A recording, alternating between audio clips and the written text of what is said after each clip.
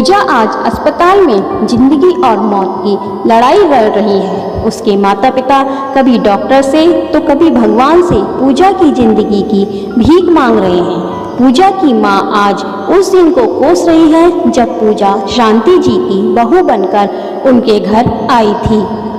पूजा एक सीधी सादी सरल लड़की है। पूजा के सरल स्वभाव के कारण उसके माता पिता को उसकी चिंता लगी रहती थी, क्योंकि पूजा को अपने अधिकार के लिए लड़ना ही नहीं आता। इसी वजह से अब तक 5-6 रिश्ते ठुकरा चुके हैं।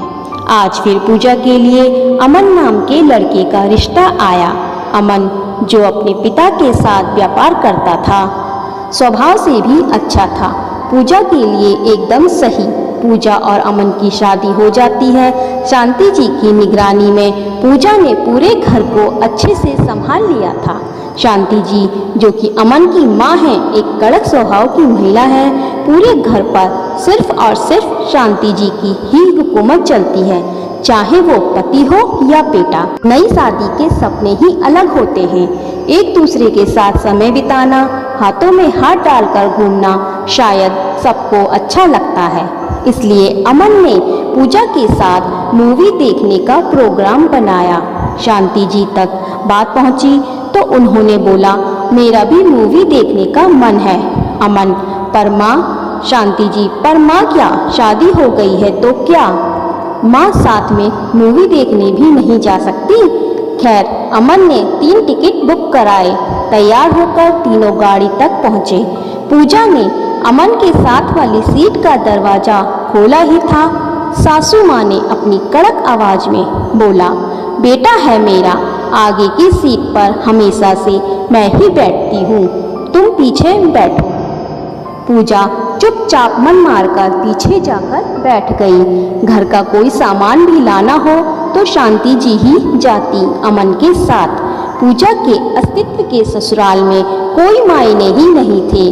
पूजा के मायके से जो भी सामान आता उसे देखकर हमेशा सासू माँ यही बोलती, ये कुछ सामान भी भिजवाती है तेरी माँ, स्टैंडर्ड नाम की चीज़ तो है ही नहीं। इसे पहनकर मुझे अपनी रेपुटेशन खराब नहीं करनी।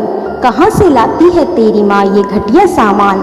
ये सिर्फ एक दिन की बात नहीं थी, घर में अक्सर ऐसा ही होता था। पूजा को बुरा तो बहुत लगता, मगर अपने दर्द को किसी से कह नहीं पाती थी। अंदर ही अंदर घुटन महसूस करती, आंसू भी बहाती तो चुपचाप। अमन भी शायद अपनी माँ के सामने बेबस था। आज सुबह के करीब 7 बजे थे। पूजा को नाश्ते की तैयारी करनी थी।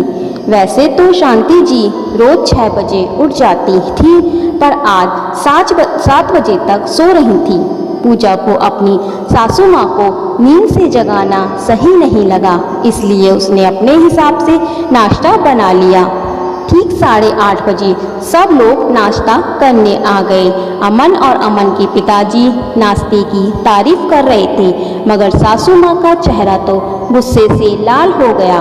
पति और बेटे को पूजा की तारीफ करते देख सासू माँ को लगा कहीं उनकी हुकूमत और बेटा दोनों हाथ से ना चले जाएं, इसलिए गुस्से में बिना नाश्ता किए अपने कमरे में चली जाती हैं। अमन शांति जी को नाश्ता कराता है, पूजा से माँ से माफ़ी मांगने को कहता है। एक दिन अचानक शांति जी की तबीयत बिगड़ जाती है। पूजा दिन रात एक करके सासू माँ की सेवा करती है। उन दिनों सासू माँ का व्यवहार पूजा के लिए ठीक था। पूजा को लगा शायद सब ठीक हो गया।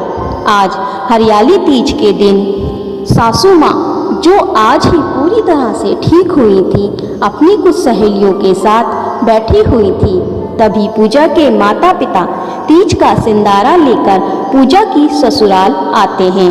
उनको देख शांति जी की त्योरियां चढ़ जाती हैं। सबके सामने सिंदारा का सामान खुलवाकर पूजा के माता पिता की खूब बेइज्जती करती हैं। पूजा चाय लेकर आती है। सासू माँ चाय एक घूंट पीते ही बोलती हैं, चाय है या काढ़ा?